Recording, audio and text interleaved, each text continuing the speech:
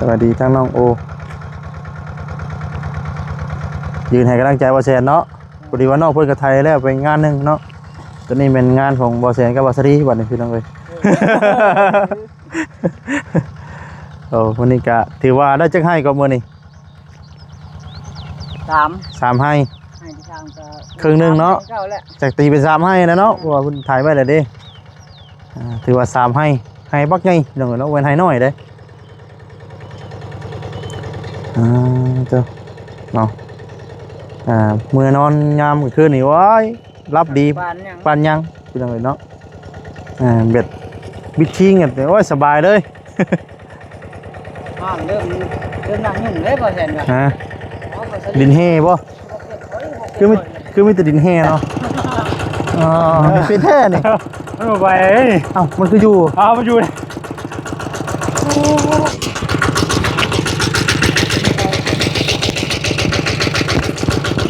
คอยไทย2 บาทเท่านั้นย่าเฮ้ยนะ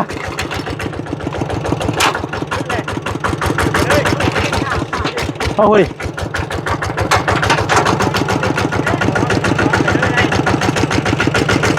ไปได้บ่โอ้โหแท้ดิ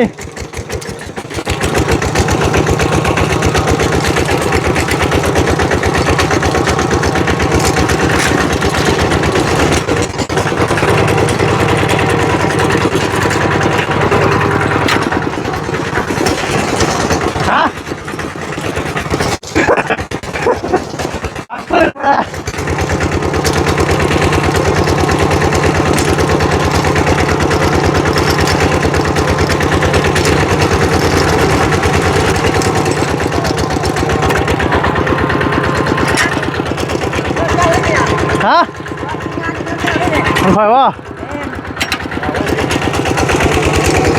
ได้อยู่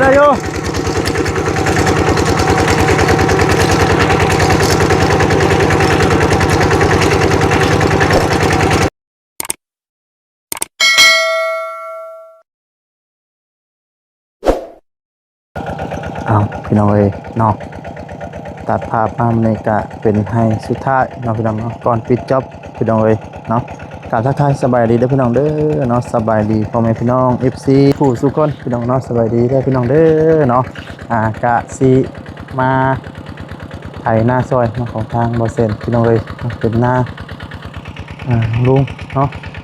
นี่ค่อยคันยำแรงมาแล้วพี่น้องย้อนแสงแท้เนาะพี่น้องเอ้ยเนาะกระทั่งน้องโอ้ยเพิ่นก็นั่งพักผ่อนพี่น้องเอ้ยเนาะก็ดูว่า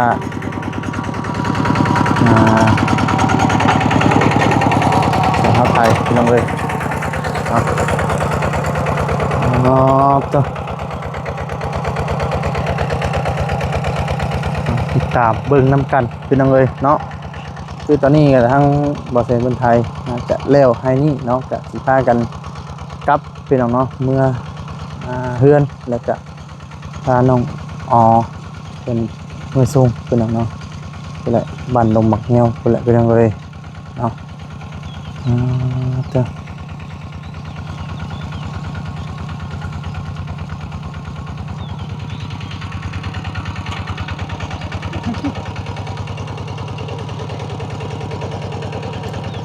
สร็จแล้วไปแล้วเนาะแต่เป็นคอยคำยำแรงแน่พี่น้องเลยเนาะ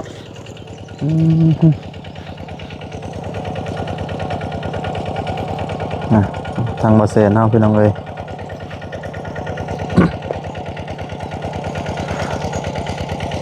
คือว่าปีนี้ฝนทิ้งช่วงพี่น้องเนาะฝนทิ้งช่วงแน่ปีนี้พี่น้องเลยมือนกับทางบาสรีก็สิได้ไทยกุละนากับทางสะโพกกุละพี่น้องไทยพูดไว้คือกันพี่น้องเลยแต่ว่ามีเงินก็สิได้จ้างน้องคนมาไทยซอยอยู่พี่น้องเนาะฟังเมื่อก่อนเนาะถ้าว่ามีเงินกุละเดี๋ยวตอนนี้กับทางบาสรีก็ยังบ่มีพี่น้องเลย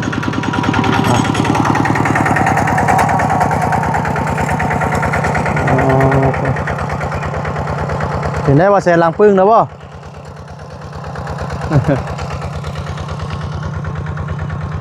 น้องสวัสดีทั้งน้องโอยืนให้กำลังใจบ่แซนเนาะพอดีว่าน้องเพิ่นก็ไทยแล้วไปงานนึงเนาะตอนนี้เป็นงานของบ่แซนกับบ่สรีบัดนี้พี่น้องเอ้ย โอ้วันนี้ก็ถือว่าได้จักให้ก็มื้อนี้ 3ให้ ให้ที่ทางก็ ครึ่งหนึ่งเนาะ เจ้าแหละ จากตีเป็น3ให้นะเนาะเพราะว่าเพิ่นถ่ายไว้แล้วเด้ถือว่า3ให้บักใหญ่พี่น้องเอ้ยเนาะเว้นให้น้อยเด้เจ้าเนาะมื้อนอนยามมื้อคืนนี่ว้ายรับดี บ้านยัง ปานยังพี่น้องเอ้ยเนาะเบ็ดบิดชิงกันโอ้ยสบายเลย ห้างเริ่มนั่งยุ่งเลยบ่แซนว่า ฮะ อ๋อบ่ส ดินแห่บ่คือมีแต่ดินแห่เนาะอืม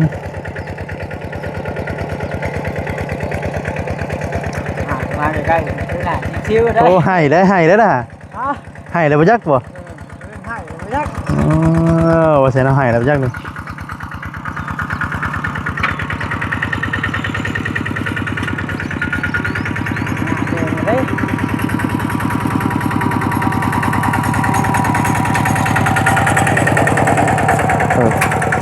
อะไรใกล้พอแล้วบ่เปลี่ยนบ่อีกวันนี้ก่อนโดนเตอร์ได้จอดเล่นซะว่าก็เองก็ได้โอ้พี่น้องเลยเนาะว้าวเตอดินเฮเนาะโอ้โหไปเนาะ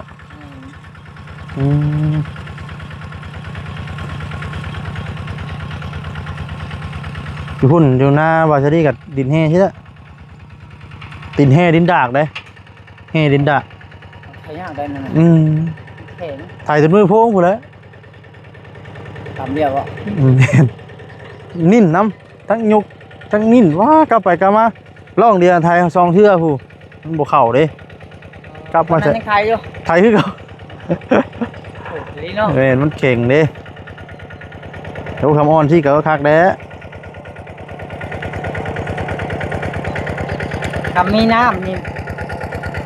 ในน้ำไทยดำนะคักเลย แบบเล่นน้ำคนรุ่นเลยก็ได้เจ็ดเลยเลย แม่นได้ป่ะ แบบมันมีน้ำล่างที่ดินเอาด้วย อ๋อ แต่ไปไทยมันแบบใช้ง่าย ถ้ามีน้ำเนาะ เพราะว่าผมมีน้ำนี่ก็อันนี้ก็ใช้ง่ายเลยนี่ก็ อ๋อ ยิงไปต้มมันน่าใช้ง่ายนะ โดยเนาะเริ่มหนายุ่งเลยว่าเสียเท่านี้เฮ้ยล่ะ เด็กไม่ใช่นะเด็กพอ พอเห็ดบัดคอดเลยเนาะ ตัวนี้มันไปละ อ๋อเป็นแท้นี่ มันไป เอ้ามันคืออยู่ มันอยู่เลย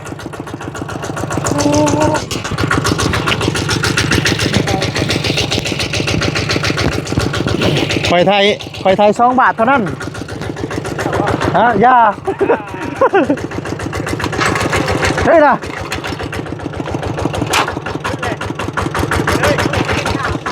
เอาคุย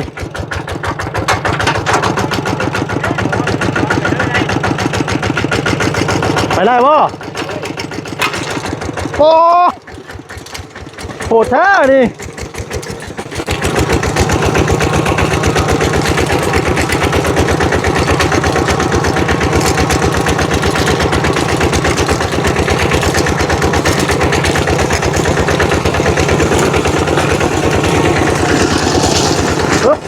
ฮึบ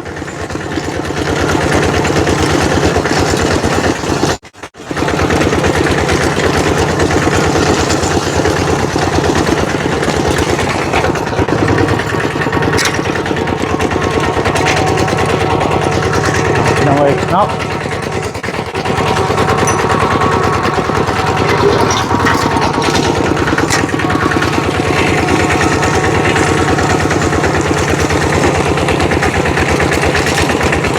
ดินแห้พี่น้องเอ้ยเนาะอ๋อตัว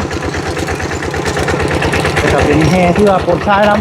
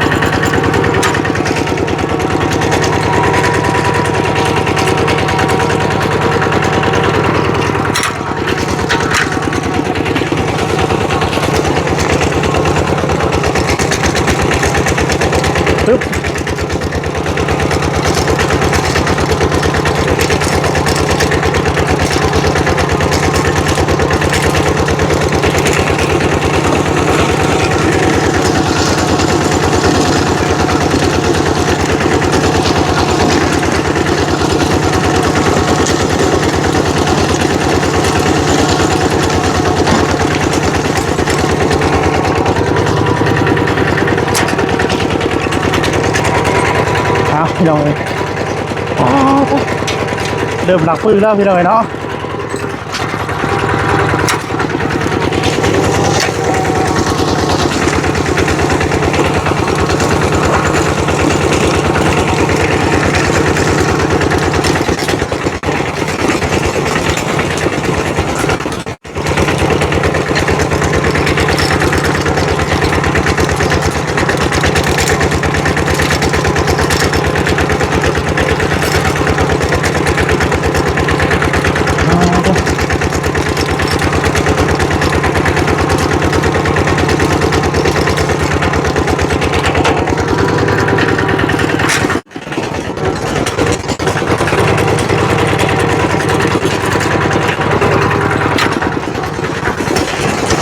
ฮะ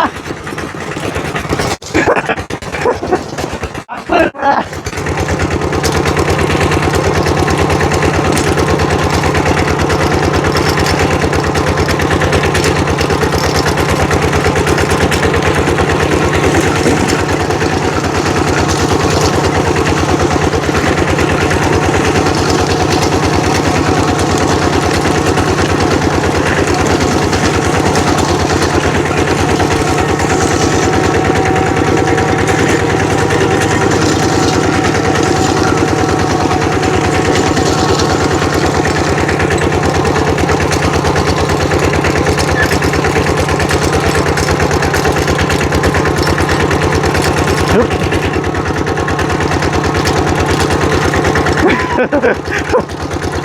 ดินแท้ดินแท้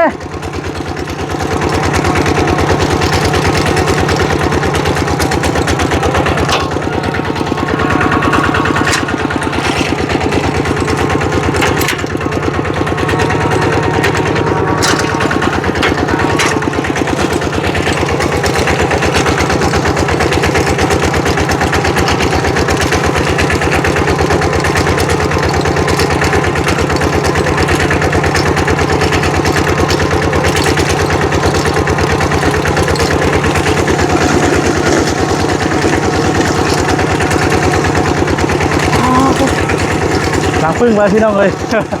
อ่า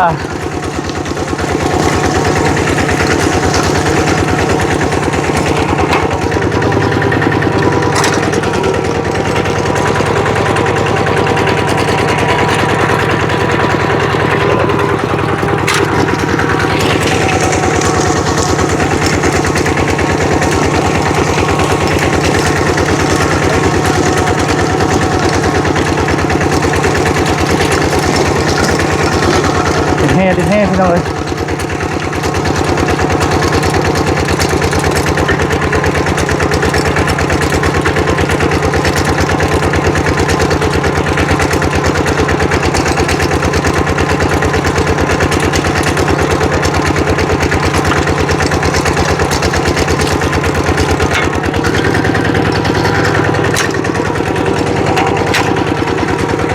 หายแล้วบาดดิ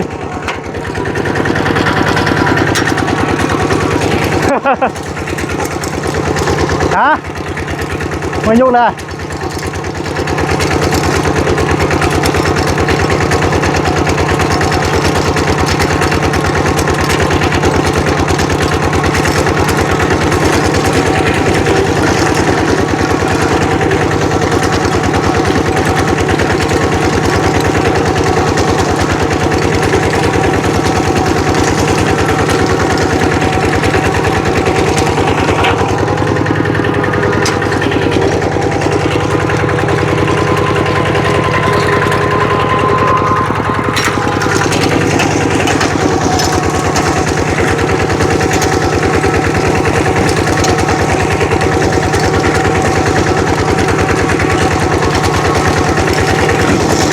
ฮึบแง่ฮึบ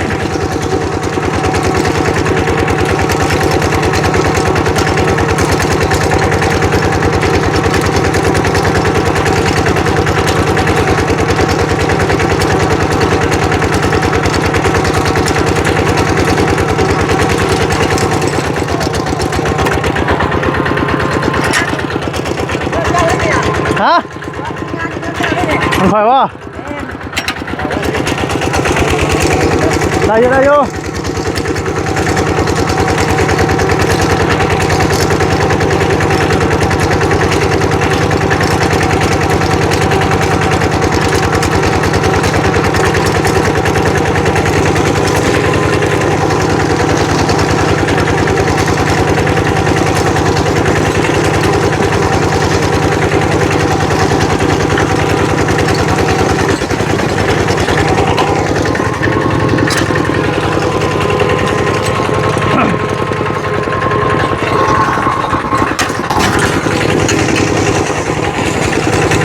พี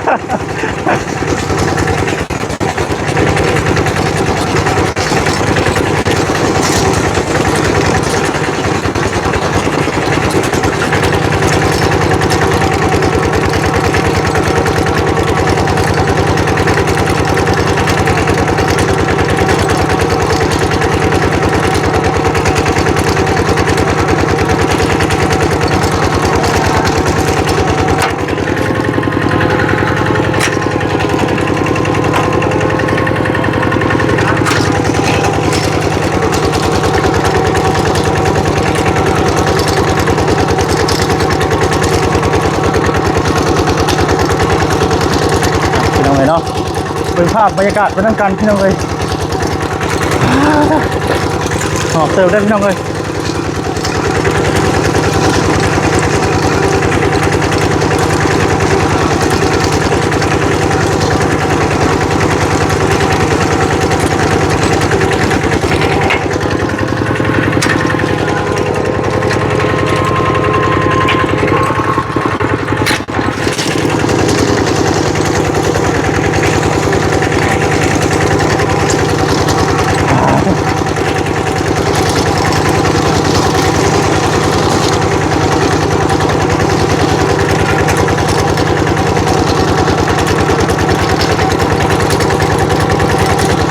เกียดเกียดเกียดเกียด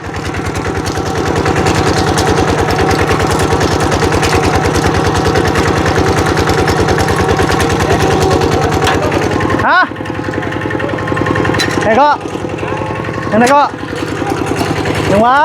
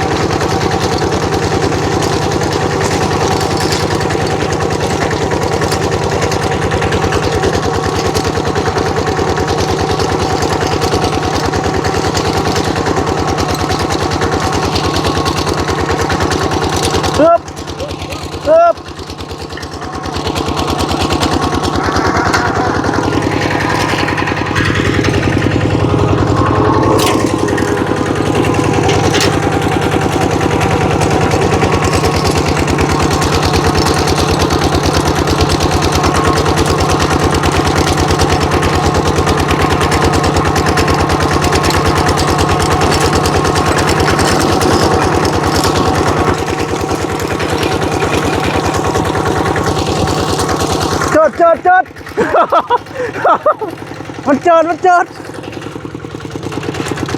เอาไหม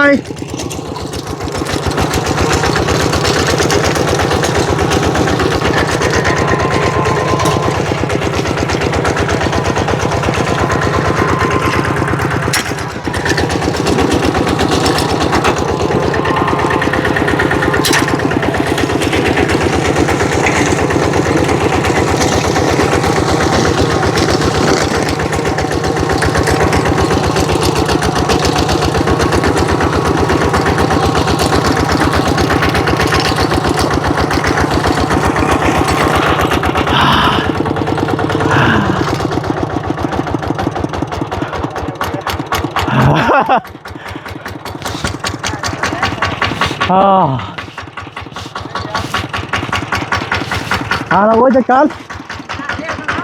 เนาะโอ้ยแต่ว่าได้ครับโอ้ยมาชิเล่บ่เลยครับมาเฉยเลยบ่เลยครับโอ้ยเปิดพลังก่อนนี่เดียวกับบ่ได้เนาะเปิดพลังก่อนว่าจะได้ปิดไปอีกก็บ่ได้ปิดครับบ่ได้เป็นครับปิดตะโกงคือเก่าเลยข่อยกันเลยกินนี่ก็เป็นได้ฮะเป็นได้กินนี่ก็อยู่ให้นี่บ่กินนี่ก็เป็นซอเล่นถึงผู้ว่าให้ได้เนาะถึงผู้ว่าให้เครียดว่ะดิเครียดเลยเปล่าเครียดวันนี้ข่อยให้เครียดเรื่อยอยู่เลยเห็นบ่จะเล่าที่เครียดเกือบแล้วชื่อนะให้ก่อนนี่แต่น้องเพิ่นเล่นนี่ก็ขับรถขึ้นมาเลยเนาะแม่นเป็นทางแล้วก็ย่งเลย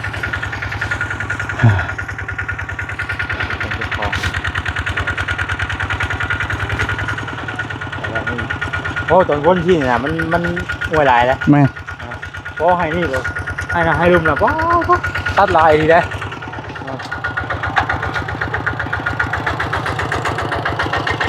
ตัดลาย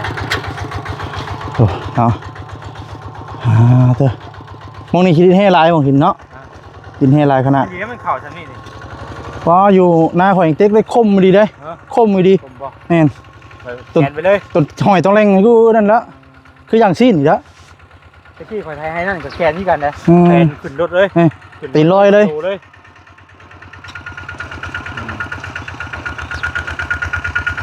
โอ้เนาะเถอะใช่ไปแล้วน้องโอให้ยังไม่ลายเลยพี่น้องยังโบขุ่นชิ้นเนาะแน่น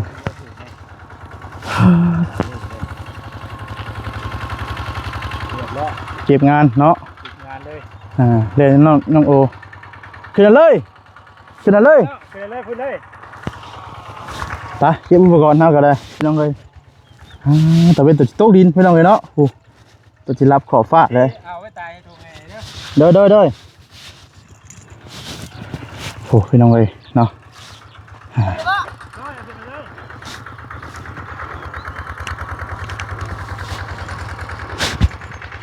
ไปพี่น้องเลย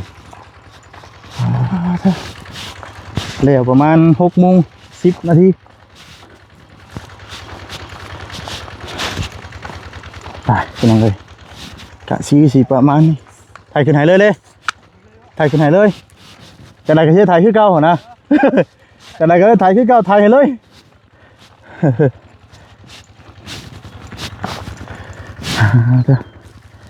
ไปสายพี่น้องนอนสำหรับคลิปนี้จะได้